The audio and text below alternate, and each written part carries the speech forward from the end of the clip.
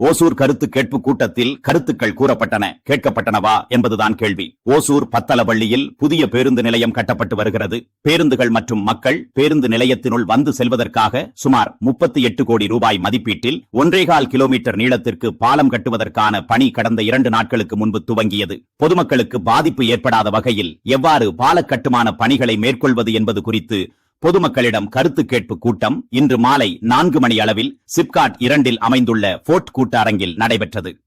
சிப்காட் சார்பில் பேசியவர் கூறும் பொழுது, சுமார் 14,000 தொழிலாளர்கள் சிப்காட் 2 நாள்தோறும் வந்து செல்வதாகவும், அதில் பெரும் பகுதியினர் பெண்கள் என்றும், பாலம் கட்டப்படும் பொழுது பாதுகாப்பான பேருந்து நிறுத்தம் தேவை என்று எடுத்துக் கூறினார். மேலும் கூறிய அவர், அருகிலுள்ள ஊர்களில் இருந்து வரும் தொழிலாளர்கள் சாலையை குறுக்காக நடந்து கடப்பதாகவும், ஆகவே பாலம் வேலை நடைபெறும் பொழுது முறையான மாற்று ஏற்பாடுகள் அவர்களுக்கு செய்து தர வேண்டும் என கோரிக்கை விடுத்தார். HIA மற்றும் டிராபிக் வார்டன் சார்பில் பேசியவர், பாலப்பணிகள் தொடர்பான காலக்கெடு குறித்த திட்டங்களை தங்களிடம் பகிர்ந்து பணிகளை மேற்கொள்ள வேண்டும். அப்போதுதான் முன்னேற்பாடாக போக்குவரத்தை சீர் செய்ய இயலும் என்று கோரிக்கை விடுத்தார்.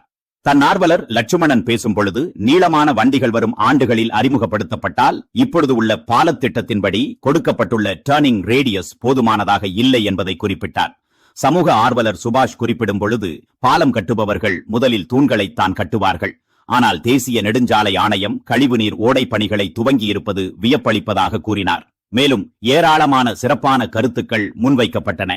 மாவட்ட ஆட்சியர் முடிவுரையாக, பொதுமக்களுக்கு இடர்பாடுகள் ஏற்படத்தான் செய்யும், பொறுத்துக் கொள்ளத்தான் வேண்டும் என எளிதாக முடித்து வைத்தார்.